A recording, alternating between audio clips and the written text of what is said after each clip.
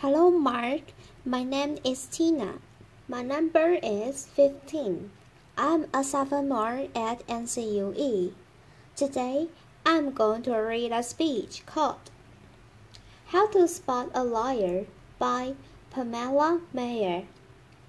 Okay, now I don't want to alarm anybody in this room, but it's just come to my attention that the person to your right is a liar. Letter. Also, the person to your left is a liar.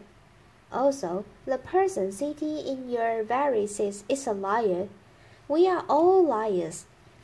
What I'm going to do today is I'm going to show you what the research says about why we are all liars, how you can become a life spotter, and why you might want to go to the extra mile and go from life spotting to truth seeking, and ultimately to trust building.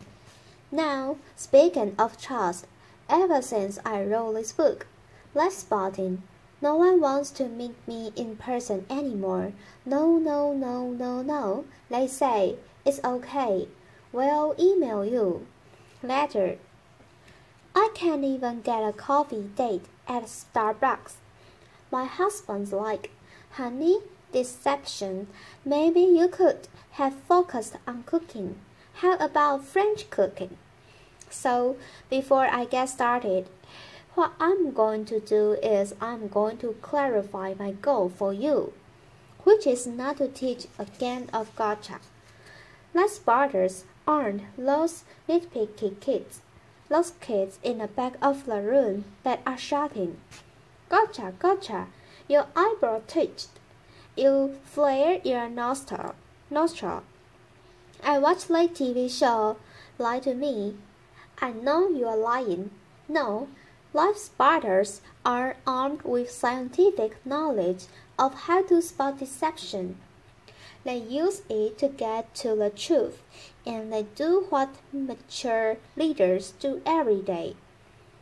They have difficult conversations with difficult people, sometimes during very difficult times, and they start up that path by accepting a core proposition, and the proposition is the following.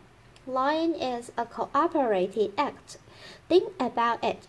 A lie has no power whatsoever by its mere utterance. Its power emerges when someone else agrees to believe the lie.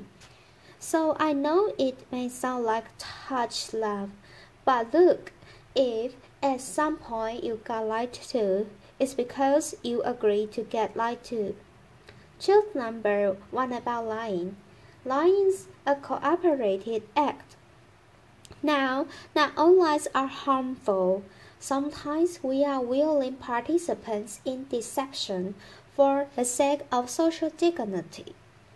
Maybe to keep a secret that should be kept secret. We say, nice son, honey, you don't look fat in that. No, or we say fairy of the dignity. You know, I just fished that email out of my spam folder, so sorry. But there are times when we are unwilling participants in deception, and that can have dramatic costs for us. Last year, saw $997 billion in cooperative fraud alone in the United States. That's an eyelash under $1 trillion. That's 7% of revenues.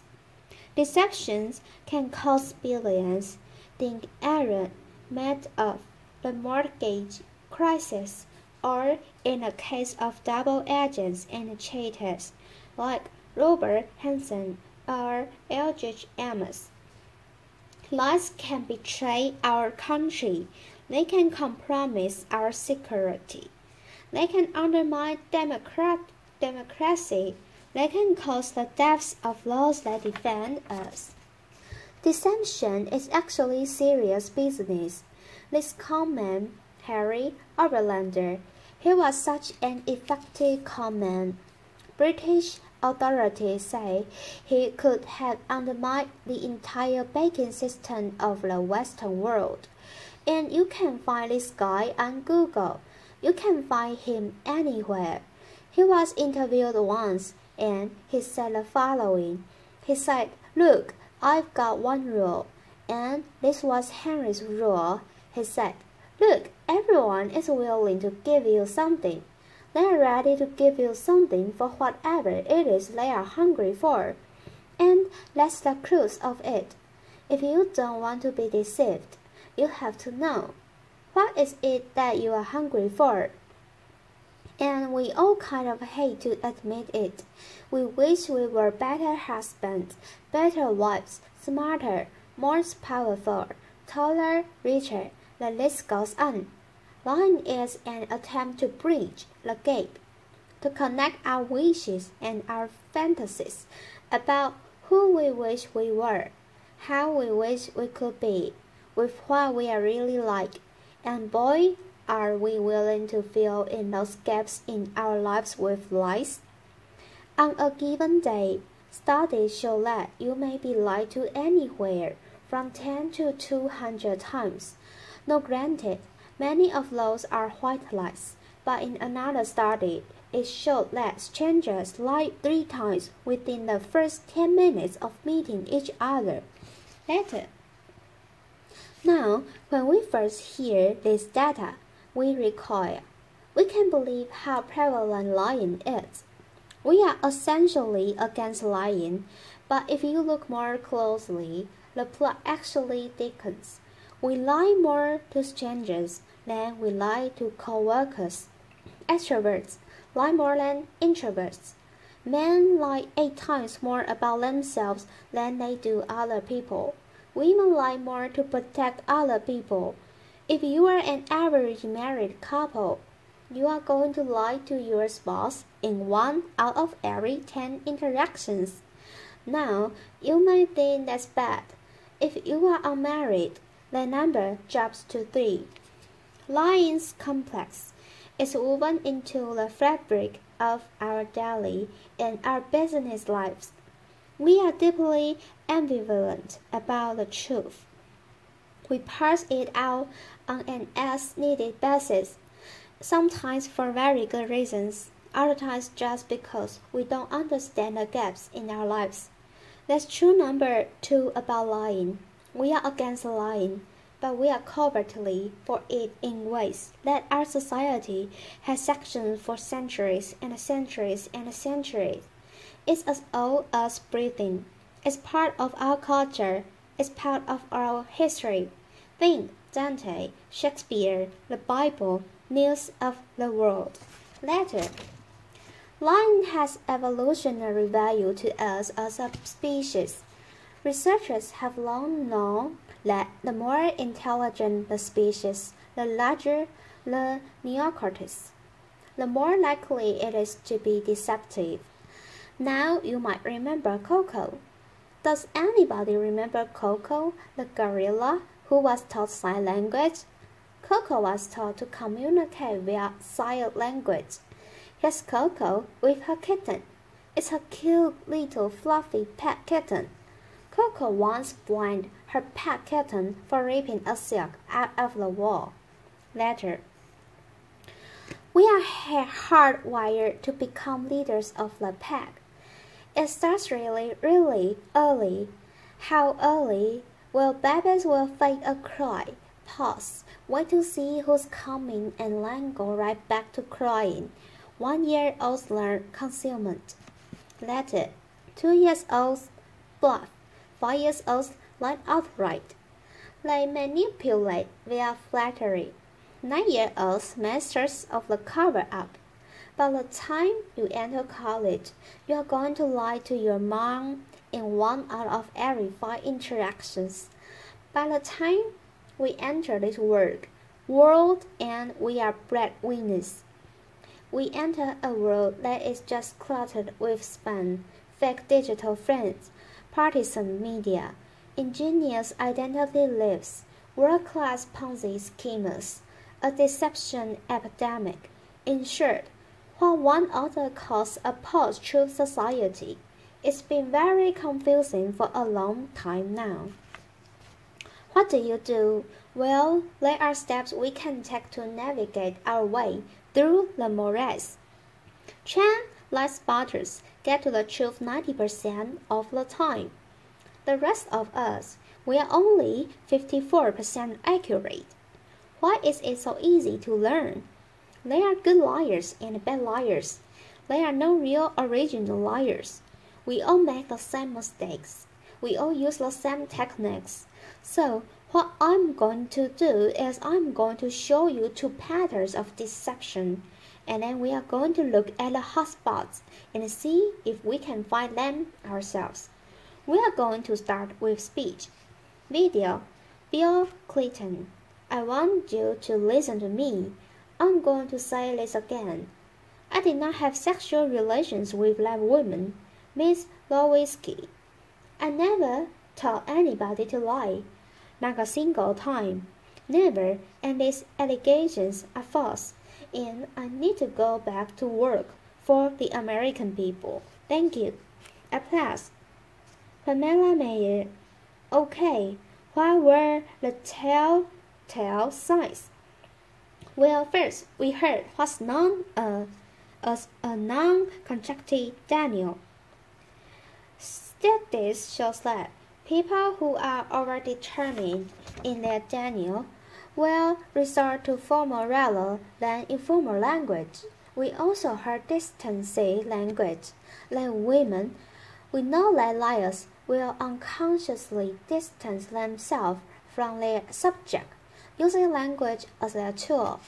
Now, if Bill Clinton had said, well, to tell you the truth, or Richard Nixon's favorite, in all candor, it would have been a dead giveaway for any life spotter that knows that qualifying language, as it's called, qualifying language like that, further discredits the subject.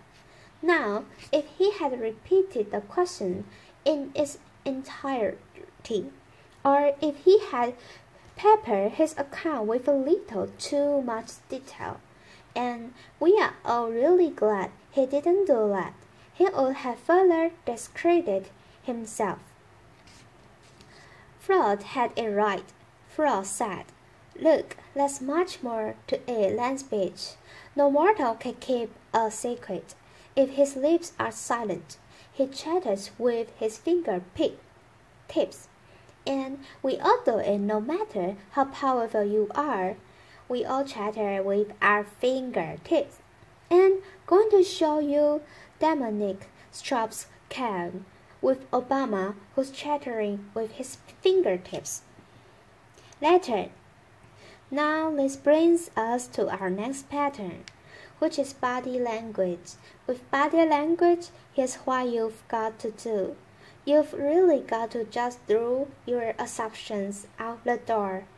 Let the science temper your knowledge a little bit, because we think liars fidgeted all the time. We all guess what? They are known to freeze their upper bodies when they are lying. We think liars won't look you in the eyes. Well, guess what? They look you in the eyes a little too much just to compensate for that myth.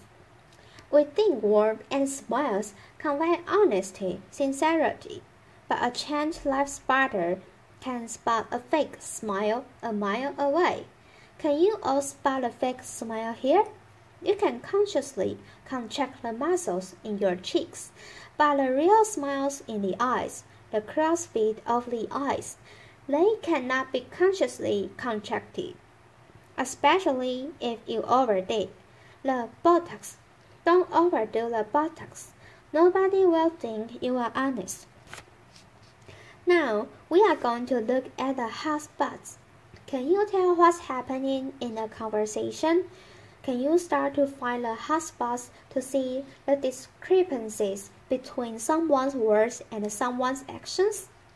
Now, I know it seems really obvious, but when you are having a conversation with someone you suspect of deception, attitude is by far the most overlooked but telling of indicators. An honest person is going to be cooperative. They are going to show they are on your side. They are going to be enthusiastic. They are going to be willing and helpful to getting you to the truth. They are going to be willing to brainstorm, name suspects, provide details. They are going to say, hey, maybe it was those guys in payroll that forged those checks. They are going to be infuriated if they sense they are wrongly accused throughout the entire course of the interview, not just in flashes.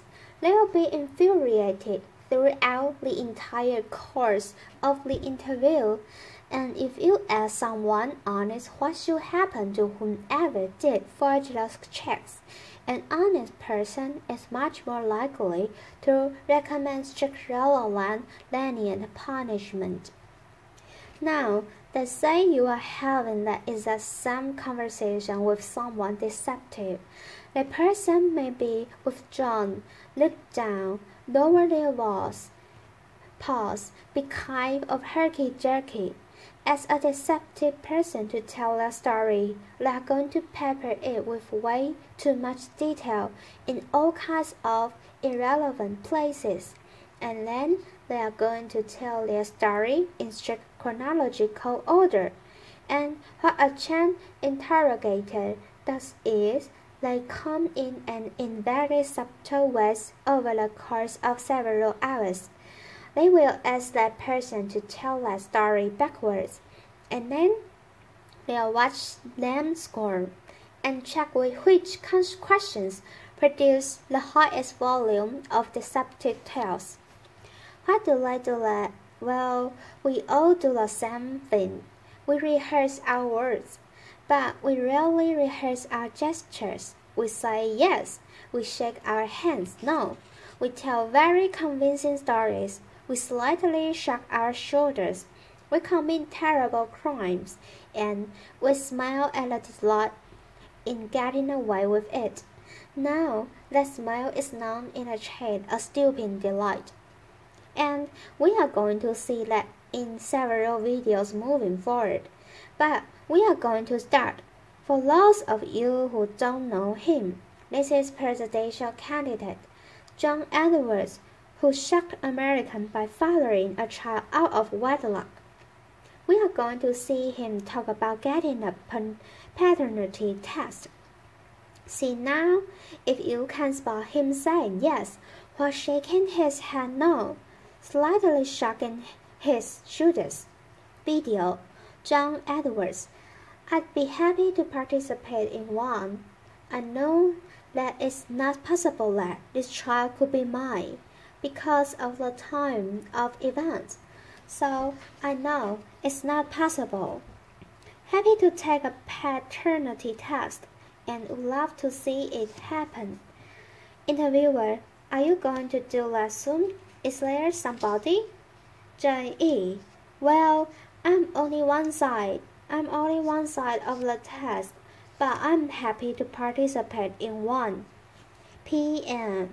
Okay, those hayshacks are much easier to spot once you know to look for them. There are going to be times when someone makes one expression, while masking another that just kind of leaks through in a flash. Murderers are known to leak sadness. Your new joint venture partner might shake your hand, celebrate, go out to dinner with you, and then make an expression of anger. And we are not all going to become facial expression experts overnight here. But that's one I can teach you that's very dangerous, and it's easy to learn, and that's the expression of contempt. Now, with anger, you've got two people on an even playing field.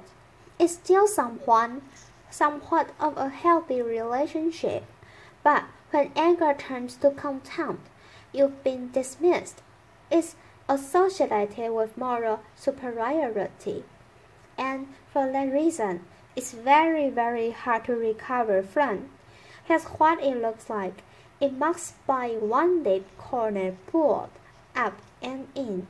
It's the only asymmetrical expression, and in the presence of contempt, whether or not deception follows, and it doesn't always follow, look the other way, go the other direction, reconsider the deal, say, no thank you, I'm not coming out for just one more nightcap. Thank you. Science has surfaced many more indicators. We know, for example, we know liars will shift their blink rate, point their feet towards an exit. They will take barrier objects and put them between themselves and the person that is interviewing them. They will alter their vocal tone, often making their vocal tone much lower. Now, here's the deal. Its behavior are just behavior. They are not proof of deception. They are red flags. We are human beings. We make deceptive flailing gestures all over the place all day long. They don't mean anything in and of themselves. But when you see clusters of land, that's your signal. Look, listen, probe. Ask some hard questions. Get out of that very comfortable mode of knowing. Walk into curiosity mode. Ask more questions. Have a little dignity. Treat the person you are talking to with respect. Don't try to be like those folks on Law and Order and those other TV shows that pummel their subjects into submission. Don't be too aggressive. It doesn't work. Now, we've talked a little bit about how to talk to someone who is lying and how to spot a lie. And as I promised, we are now going to look at what the truth looks like. But I'm going to show you two videos, two mothers. One is lying, who is telling the truth. And this was surfaced by researcher David Matsumoto in California. And I think they are an excellent example of what the truth looks like. This mother, Diane Dunst, shot her kids at close range, drove them to the hospital, where they bled all over the car, claimed a scraggly haired stranger did it. And you will see when you see the video, she can't even pretend to be an agonizing mother. What you want to look for here is an incredible discrepancy between horrific events that she describes and her very cool demeanor. And if you look closely, you will see duping delight throughout this video.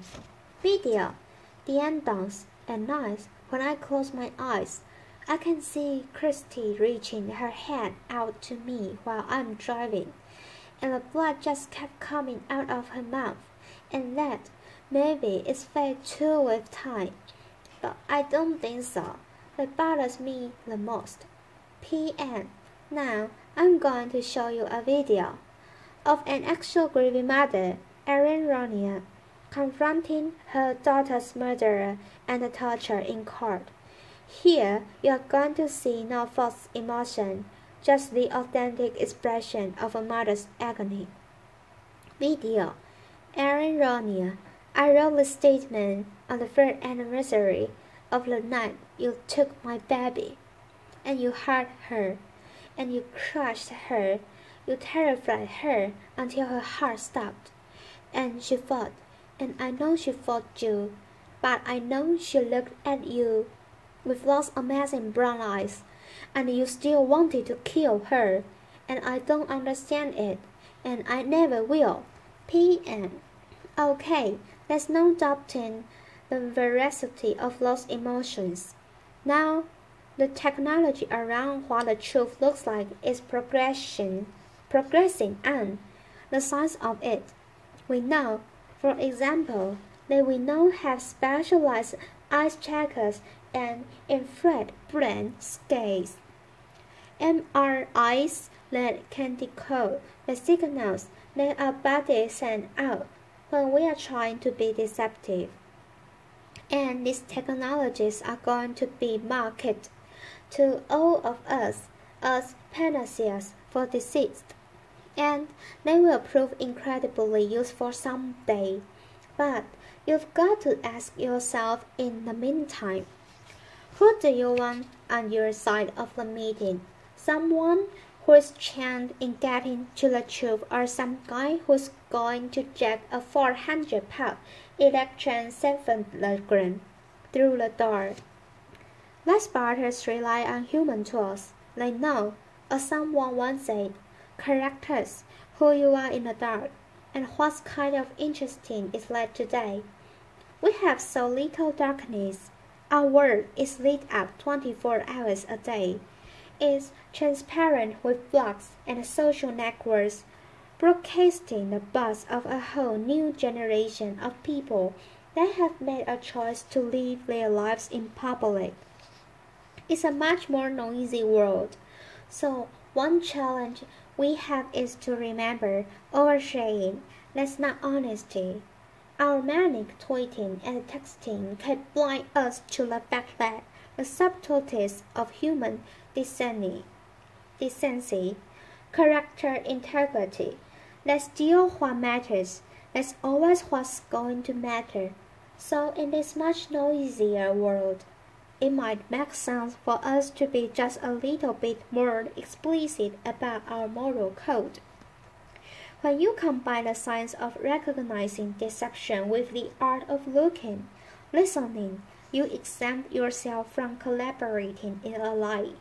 You start off that path of being just a little bit more explicit, because you signal to everyone around you. You say, hey, my world, our world is going to be an honest one. My world is going to be one where truth is strengthened and falsehood is recognized and marginalized. And when you do that, the ground around you starts to shift just a little bit. And that is the truth. Thank you. Applause.